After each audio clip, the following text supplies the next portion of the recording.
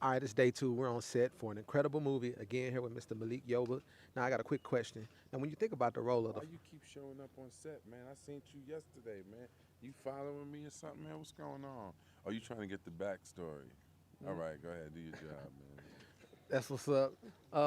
When you think about the role of the father, like from back in the '60s, when you think about shows like Good Time, where it showed the father being real heavy involved in the family, and you fast forward today, where it's almost like the father is not even present, and what y'all doing a movie like this, do you think it's harder now for fathers to be in the in the child's life when you think about how the law of the lands, how it's so one-sided?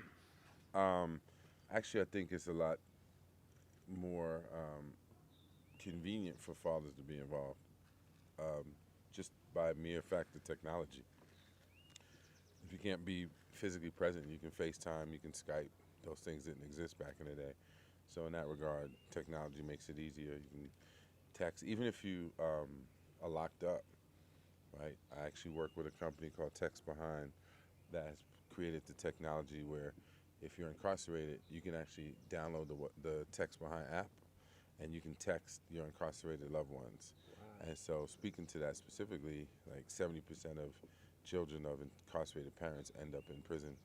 And so, this company is working to address that issue. So, that's one thing. That's a very real app that does exist, and I encourage people to download it if you have loved ones that you want to connect with. And so, that's just on one level. So, technology definitely allows for greater participation.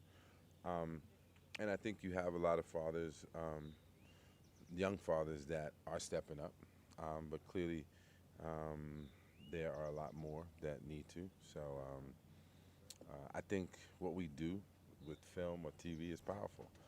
I can't tell you how many people, just from me playing the role of a father on New York Undercover, felt that they could be a better father because of a TV character, which may sound crazy, but I've experienced many people tell me that, both child and parent. So I think this film could do something similar, just to get people, you can be entertained, but you can go, man, you know what?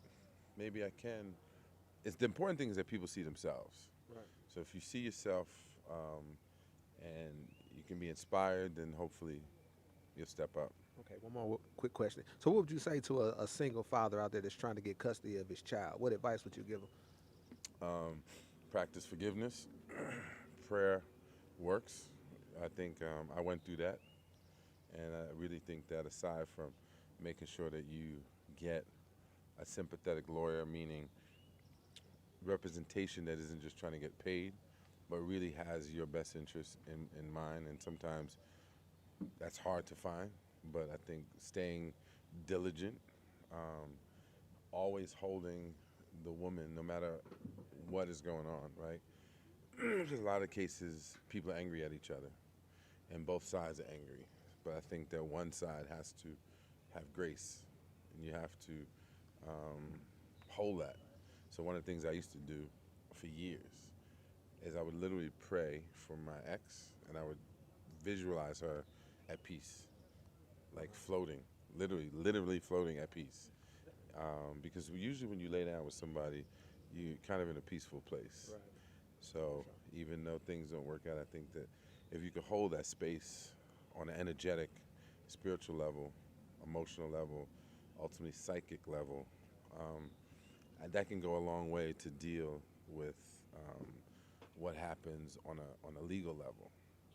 So there's my yeah, there's my 2 cents. That's our director, All right. Carl Seaton. I'm waving that over there. Carl, I got somebody for you to meet too. Appreciate you.